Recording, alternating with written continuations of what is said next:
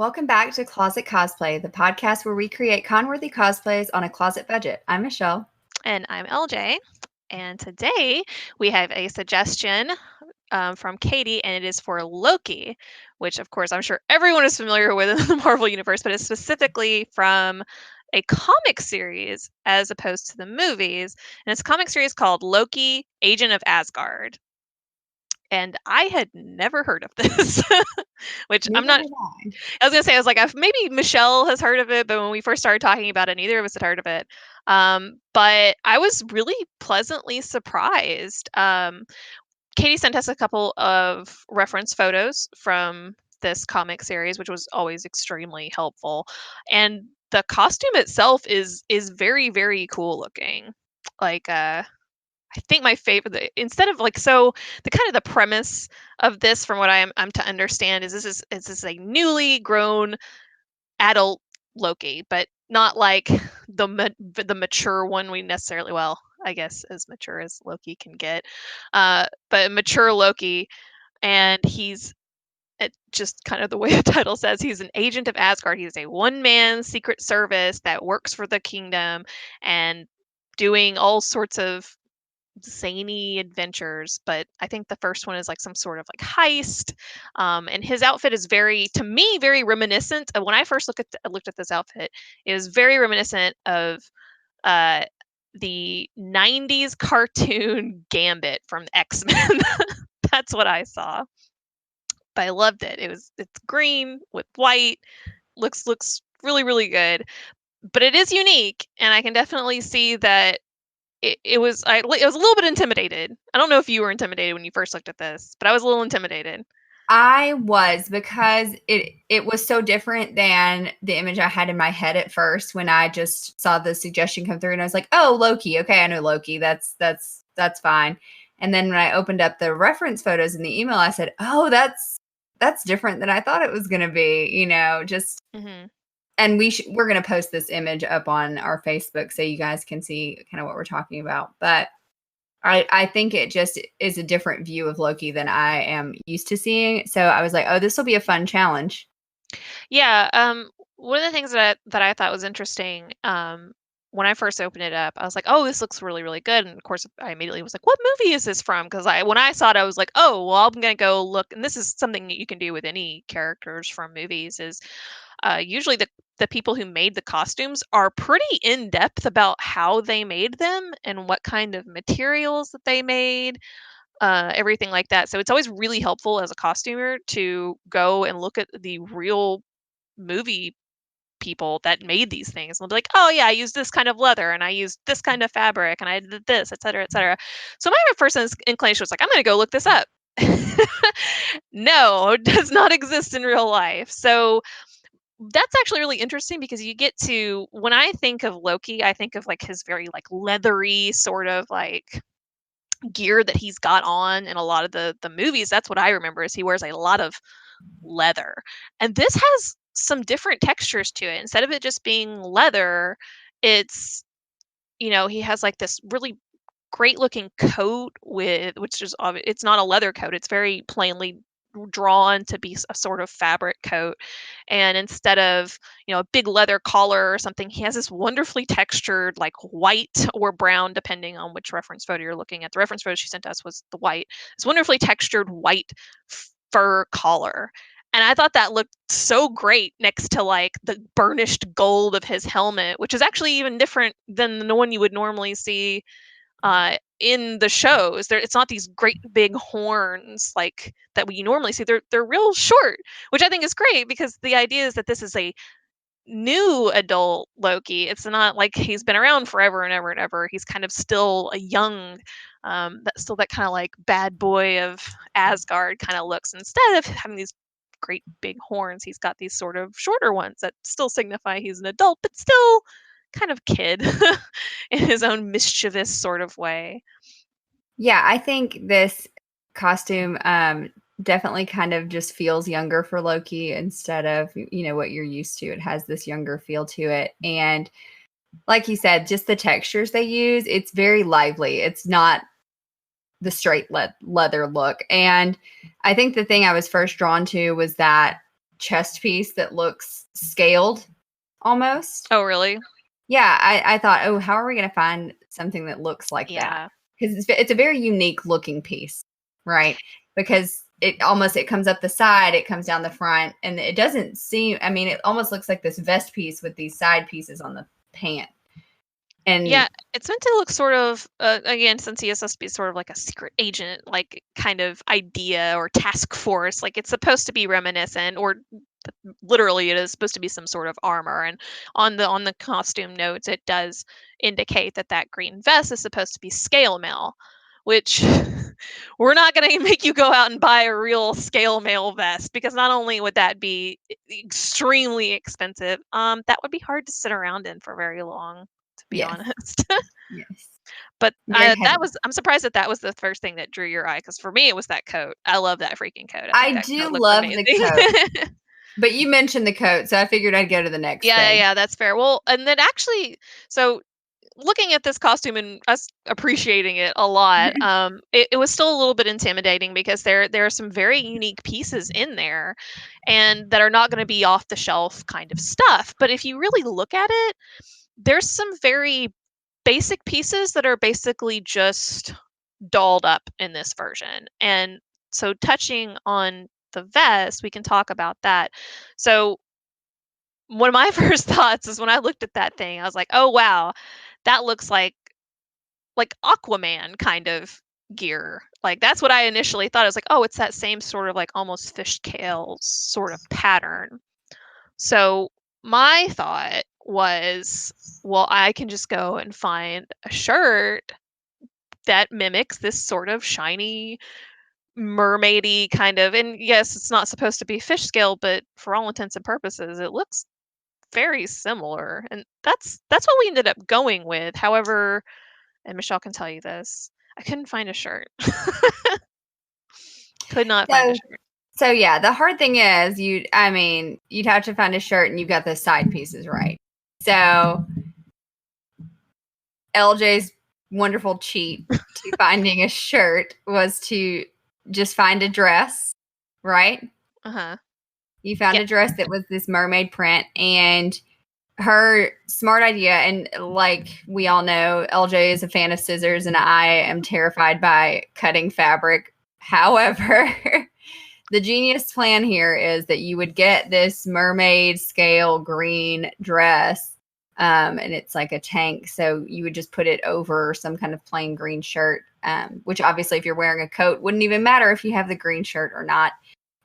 But you would cut out the front and the back and just leave the sides of the skirt to kind of make this vest looking thing. Yeah, so there's a couple ways to tackle this problem. Like I said, that scale pattern is in a couple places on the costume. It's obviously on the vest, it's on the outer thighs of the pants, and there's even a detailing of it on the cuffs of the overcoat. So, for like she said, my idea was, at first I was like, I'm just looking for a shirt. I don't care if it's on the pants. I don't care if it's on the coat, because those are details you theoretically are not going to see if you're wearing the coat anyway, and nobody's really going to notice if it's not on the cuff. But I couldn't find a shirt anywhere. So as I'm looking through this stuff and I find this dress, and I was like, oh, well, you could cut the skirt part off of the dress, and then you would just have the top part, which you can still totally do. However, you now have the fabric to create those accents on your other pieces. So you can cut that skirt totally off, if you want, or you can just cut the front and the back off and then still just sort of like leave it on the sides, and you can affix that with whatever you choose. You do not have to glue it, or I'm sorry, you do not have to sew it. You can glue it. They have all sorts of fabric glue that you would just, if you leave it on and you want to attach to the pants, all that kind of gets messy. I would cut all that stuff off. I would cut I would cut the skirt part off of the dress. I would cut pant-sized pieces for the outer thighs, and I would glue those onto the pants that we have suggested in here. And then I would take the other scraps that you wouldn't use, and I would affix those to the coat. And you have your green scale matching pattern on all the pieces that you need. So that was the most challenging part, I think, for this costume, was trying to figure out how to replicate that sort of green scale male look and have it on those various pieces. So I wanted to get that big part out of the way because the rest of the costume's actually not that difficult. The coat, I would argue, is even more simple on its surface, you know? And I think Michelle found the same green coat that I did. We did. However, I want to pause for a second and just go back to Katie's actual suggestion in her email, because she mentioned in it that she'd like to hear us talk about crossplay. Yes. Right? That's what she called it, crossplay. And I had never heard this term before, so I had to look it up myself. And it is different than gender bending.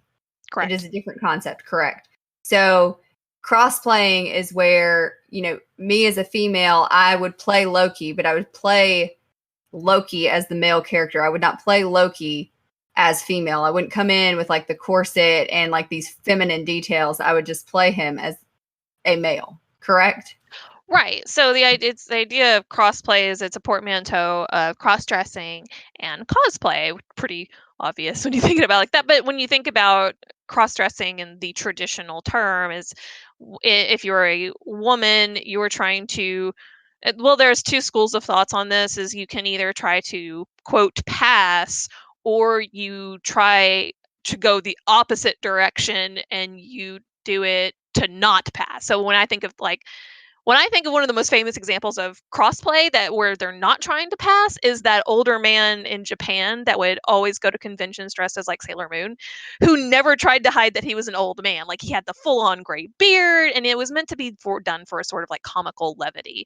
He wasn't trying to pass. A lot of crossplay tends to be with the idea that you are trying to pass as the opposite gender than what you identify as. So in this case, Katie is female and told us that she refers to herself with typical feminine pronouns, she, her, but is trying to play Loki, who is gendered male. So, and trying to pass as the gendered male Loki. In fact, one of the notes was that you wouldn't want it to be revealing, which makes a lot of sense. If you're trying to pass as a male, there's no reason that you would have any sort of emphasis on cleavage or anything like that that would sort of quote give the game away. So crossplaying is kind of straightforward in the idea that you are trying to play that character as that character is presented. You are not really trying to twist the idea of that character's identity or try to change it in any sort of way. You are, if you're male and you're trying to play a female character, you are trying to represent that character as that character is represented in its original media, and vice versa. So we have a female to male crossplay of Katie to Loki. So, which is great because Loki's it's a very easy one to do. Like, there's not a lot of for male to for ma- or sorry, female to male. It's very helpful to quote pass in that scenario when you have a lot of layers, or you have something that will hide any sort of curves that would typically be associated with a feminine body type. So I think the Loki choice is a really, really good one because first off, he's got a coat, which is great. You won't see waistlines, you won't see hips, anything like that, really. So that's a good thing to hide. And then the other thing is he has um, what's meant to be a piece of armor over his chest, which one thing we'll touch on briefly when it comes to crossplay that women in particularly have to think about when they're trying to represent as male is one of the most obvious things that people will go to is chest binding. So, and then I believe Michelle found a chest binder because this is something that you don't want to take lightly. Like, don't take ace bandages, don't take, and I guess I should be more specific. Chest binding should be obvious, but if it's not to anybody, it's when You try to flatten your chest from any sort of like breasts or anything showing no cleavage or anything like that. And growing up, I actually remember friends of mine who would do this, would crossplay, and we didn't have a term for it back in the day. We were just wanting to we wanted to be Gundam Wing characters. So like it was something we did, and we would literally take ace bandages and wrap it around, and like that can actually damage the tissue in your chest, and it's highly recommended that you do not do that. So in the interest of trying to make sure that you guys are doing this safely and effectively and not causing any harm to your body, we have also included in the Amazon list an actual chest binder. But that isn't necessarily the only way that you can take it. Is like I have not had to do a lot of crossplay. I've done very little in the past several years. I don't have anything current, but there's always the options of like talking to your friends who might know more about this and be comfortable with discussing it. Maybe they can give you some hints on where they get theirs. Like this is just one of those pieces of, you don't really have to talk underwear necessarily in cosplay a lot, but this is one area where I really think that it should be discussed more openly, is if you are doing any sort of chest binding. Well, we want you to be careful for sure. And I have played a male character before. Vax, our very first episode, was a male character, and I didn't bind my chest for that character. I could get away with it for the sole fact that I was wearing a heavy cardigan. And like you said, with the layers, it's easier to just kind of disguise those things.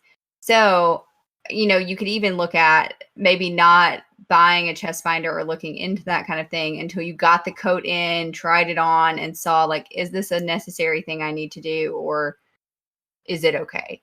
And I mean, only you would know that. That's really your preference and what you feel comfortable with doing. And I think, that's really the question you should ask yourself is where's your comfort level? What do you want to do? I wasn't comfortable doing that because I was going to be at a con all day, and I was like, I don't know if that's going to be uncomfortable, and I don't know enough to go forward with that. And I didn't really have the time to do the research on it. So I would say if you want to go that route, like do your research, look up people that know their stuff on it, find something that is going to work for you. Yeah, and I'm glad you brought that up too. If you are going to do crossplay, don't feel obligated to Right. necessarily downplay. This is just purely if you are wanting to go.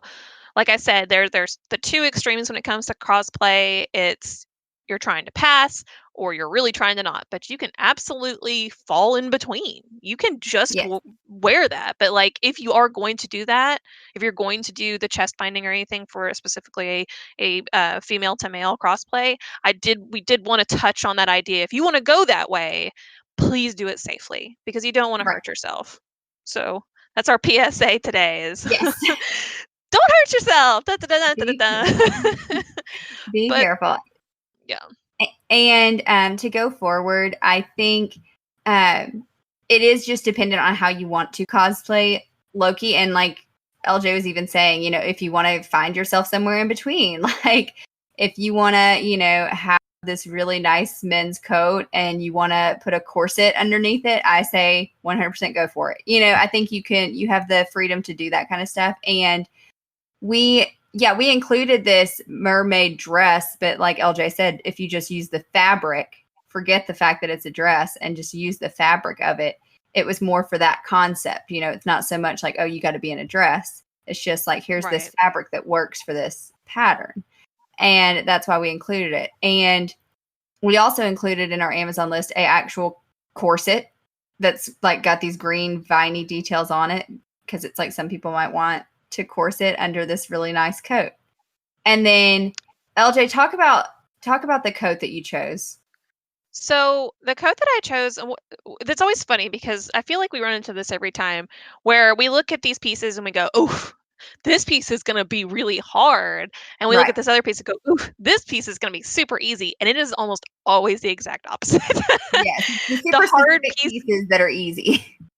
Yeah, because I think what happens is you get these things look very complicated on their surface, and then you realize, oh, it's just a basic piece with a twist. And so what we've got here is a green coat with a twist, and the twist on it is it's long. It's got a fur fur collar. But the thing about it is, and it does have some nice detailing, like, don't get me wrong, coat looks great. Freaking love the coat. I'm always a big fan of the coats. Again, gave me total 90s Gambit vibes, and that's just my husbando in my early 1990s. But so when I looked at this coat, I was like, oh, well, I mean, they make these coats, these long sort of trench coats in all sorts of colors. Surely they have green. Immediately, we found a green coat, very affordable. That's one of the other concerns about coats is sometimes those things can get pricey. But since this is a costume, you don't have to worry about necessarily like, is this coat gonna get me through the long winter? Like that's not what you're buying this coat for. It just has to look like a coat. So we managed to find this really good, affordable green coat. And then I know this other part from having to find fake collars for a ton of different cosplays is I know for a fact that they have detachable collars that you can either just lay around your like you just lay this fake fur collar around your shoulders and it looks like it's just part of the coat, like unless you're taking it on and off. And if you really want to go the extra mile, you can glue it onto the collar, but like you don't have to do that. And so the collar and the coat together is going to be about $40, which is not bad for both those things. And then with the detailing, there is like all this lovely detail where it looks like it's like either like a brown or a burnished gold, which is noted in several of the pictures that were given to us. And what I would do on this is again, you're gonna have to just get a little bit of crafty, but it's not gonna be that hard. Is you just get, I'm going back to the tape. I'm pulling out the tape again. Get you some good, I say good, it's all gonna be it's tape. Either you can either do a metallic, you can do a metallic tape, you can do a brown tape, you can do whatever, but they're very simple lines. It's like two straight down each side of the front, and then like maybe some diagonal lines off to the side. But honestly, like I have used tape to make these accents and details on so many costumes. And I constantly have people ask me, where did you get this made? Where did you find this? And I'm like, this is literally just duct tape. And Right. people are always really surprised. Like, you do not realize like how simple some of this stuff is actually to try to replicate, because you don't have to sew all these things. Not everything has to be leather. Like, it's fine if it's just for fun, especially like, Kay said that's what's for fun. Don't worry about trying to get everything like comic perfect and stuff like that. I would go duct tape on this. I would get a tape that I liked. I would look at the patterns on the comic and I would just replicate it. And then that also gives you a perfect way to like cover up any sort of seaming on the green metallic fabric that you have on the cuff for the scale mail that you would use for the extra fabric, because that's got some of that brown or burnished gold detailing. So the coat is not hard. Do not be intimidated by the coat. The coat is a simple green coat with a collar and some duct tape. Yes, yes. So And next, what mhm. about the I know we briefly mentioned this helmet at the beginning, that it's not your typical Loki helmet. So, you can't just search a Loki helmet in Amazon and pop this headpiece up. So, what was your alternative you came up with? So one of the things I really loved, like I mentioned earlier, is that I loved about this helmet is it's definitely a visual reminder that Loki is not like the one that we're necessarily familiar with in the movie. He's not that much of an adult. He's still sort of early in his adulthood. But what that means is that the ones that we find on Amazon are not going to suit our purposes. It the helmet piece is a little bit difficult, and so I have some suggestions on this. One is you could get the ones that we found on Amazon that were more reminiscent of the movie style of Loki are huge. What you could do is you could literally like get one of those, cut the horns off, cut you a tiny piece of the tip of it and glue it back into the slot. And like that would give you the same like look and be the right size. It wouldn't be perfect, it wouldn't be exact, and it's still going to cost you about 35 $40 for one of these things.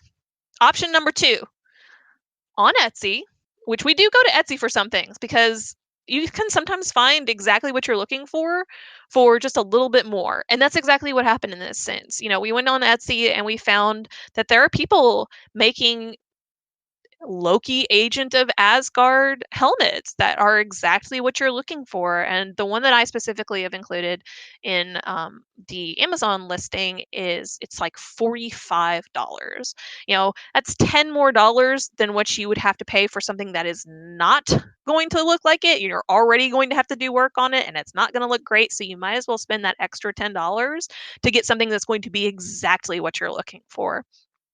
And one of the things I will say about this is there are two versions, at least what I saw in my research on this, is there is like where he's got the two horns, the two good horns, and then there is a version of the helmet where he's got like a broken horn.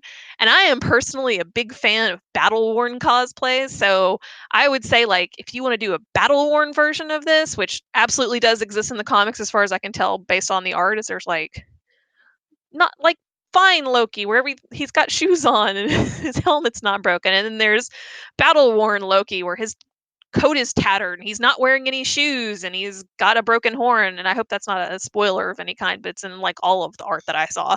I thought that was really cool, and you wouldn't have to wear shoes, but I suggest doing that if you're going to go to a con. Yes. What's that? Yeah. I said yes, and going to a con, not an issue right now. That's option 2. And then option 3, if you really want to get even more affordable, I also managed to find there was about $5. What I saw on Etsy is patterns to make your own. So if you don't want to bother with having, dealing with the Amazon, trying to retrofit an Amazon horn, or you don't want to deal with having somebody from Etsy make you one, patterns exist. You can make that stuff out of clay, out of foam, and honestly it's not a very difficult pattern. So this is one of those where it depends on how industrious you want to be. Personally, if it were me, I would probably just pay the $45 to have somebody make me a headdress. And if I was really strapped for cash, I would go with buying the $5 pattern and making it myself. And you probably don't even need to buy the pattern. You can look at it, eyeball it pretty well. Mm-hmm. And just shape that up. Get something. Yeah, it's real, especially again, if it's just for fun, you don't need to try it that hard. In fact, I think it's a really easy one to start off with on trying to make your own. So it's like if you are, Katie mentioned that you're a beginner cosplay, this might be a good beginner piece to try to make yourself. Yeah. Yeah, definitely. It's because it's just, and you can frame it exactly the way, it fits on your face, and just have some fun with it. Try it out, and if it doesn't work, like you've probably wasted maybe $10 in material. It's not that expensive to try to make. It's also all one color too, so it's not like you have to buy like a dozen paints. Like any acrylic paints will work for it. But so like this one, I will say that this cosplay does require a bit of a crafty one, a little bit of a little crafty thumb on it. Like you're gonna have to do a little bit of work. I think it is a very cool cosplay though. The rest of the pieces are actually pretty simple. Yes. And I believe Michelle, you found a lot of good pieces for the other pieces. Yes.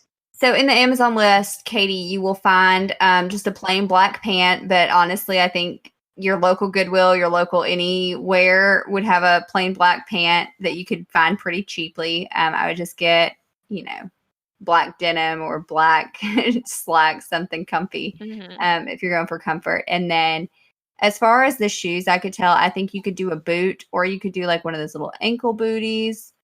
Any black shoe, honestly, I think you could get away with this one. Even a black sock, honestly, if it's just for fun and you're not going anywhere that you're like worried about it, I would put a black sock on with my pant and not even be concerned.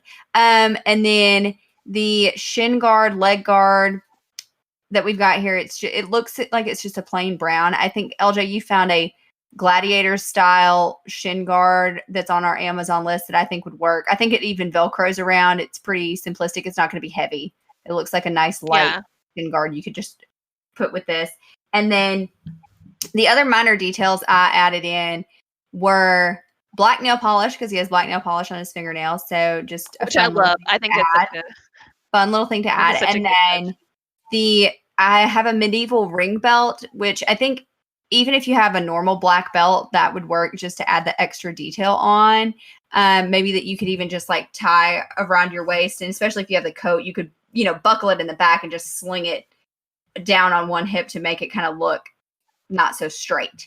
You can just give that little detail to it. And then the sword holder and the money pouch that I have on the Amazon list are just kind of fun little detail things you could do, especially if you don't go with the coat option. I think that's important for the casual look to have the belt and the accessories on the side. Yeah, because the reference image that was given to us, which is just a character blowout, so it shows like usually when you have multiple layers on a character, you want to see what obviously is under it, so you know how to draw it. And that's what the images was. But it brought up an interesting point, and I actually saw a couple cosplays of just without the coat, and it's almost even more simple because you deal with just like, oh, it's a green shirt and that's it, and black pants, and as long as you've got that helmet going, people are gonna know who you are. But it brought up the interesting point of you don't need to costume what you're not going to see. Right. So that's why we've kind of split this up into two things. Like, if you are going to wear the coat, do not worry about the belted gloves, in my opinion. Just No. get some fingerless gloves because nobody's going to see the belts under the cuff. Don't worry about the pouch. Don't worry. There's just like a lot of things, and you'll see these in the notes of like, hey, if you want to go without the coat, do these things because they'll Right. bring a little bit more life to your cosplay. But if you're going to do the coat, don't worry with them because nobody's going to see them. And in Well, fact, I would say, mhm. even the green shirt underneath the scale looking thing, you wouldn't even need that unless you just It wanted depends it. on how high up that thing goes, is That's my true. question, because it's like, because he's got it pretty, and it kind of comes on that under that little dip, and your collarbone is basically where that is. And Yeah. speaking of that shirt, uh, our suggestion on that, if you look at that shirt that he's got, it's just like a green peasant blouse and or a Henley kind of looking shirt, like it's just got a little cut. Just find a green shirt and cut that little V out yourself. Take scissors. This is another scissors suggestion. There you go.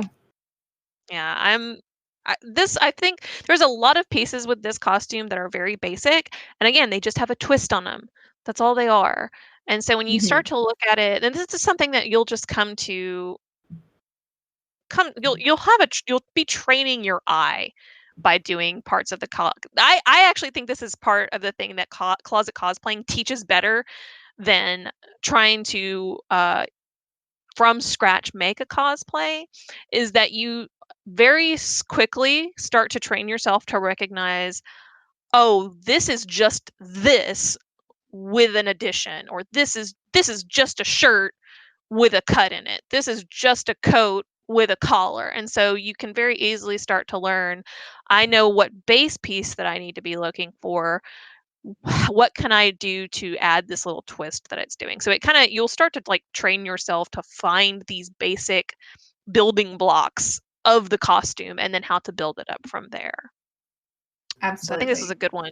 I think this one was a really good one to illustrate that, because it looks intimidating on the surface, but when you learn to recognize those basic building blocks, you can break it down very easily, and it's becomes quite simple to replicate. Absolutely. And I think we have also in the Amazon list just a couple of wig options. I think one's a curlier looking wig and one's a straighter looking wig. And I think you could go with either one depending on how you want it to look or what you would use again. I'm all about it. Will I use it again?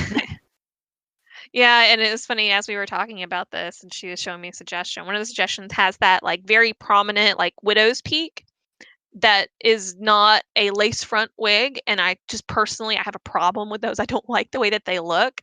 And then as soon as I said that, I was like, well, you're going to have a helmet in front of that anyway, so it doesn't matter. So this is Right. another idea of don't worry about what nobody's going to see. Right. Which sounds like it's obvious, but you would be surprised how many times people get like way wrapped up in, well, and this is what the inside of the coat looks like. Nobody's looking on the inside of your coat. It'll be fine. Yeah. So this is one of those instances. Yeah, it's got a widow's peak I hate, but nobody's going to see the widow's peak, so it's fine. And it's up to you. It's all preference. It's all preference.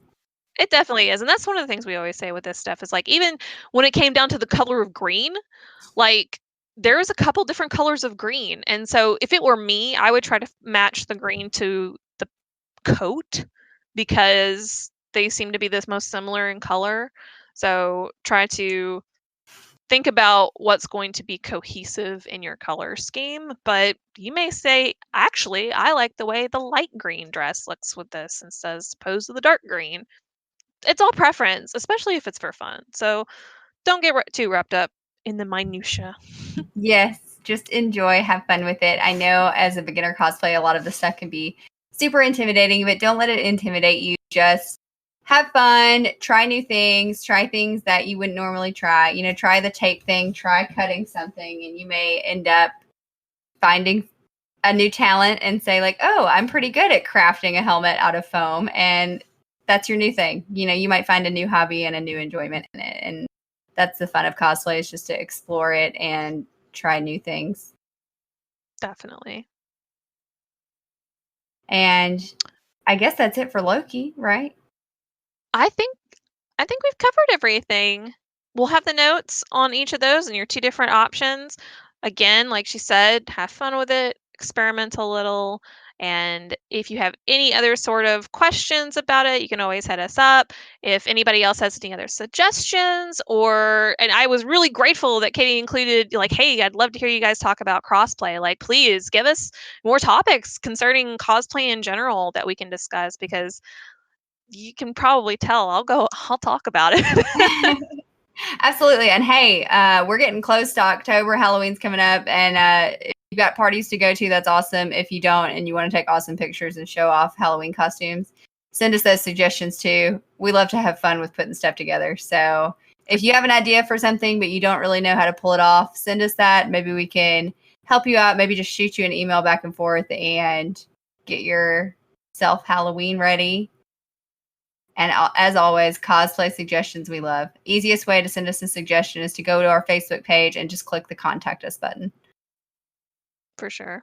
And we look forward to hearing from you. But until then, stay safe. And we will catch you back here on the podcast next time. Bye, everybody.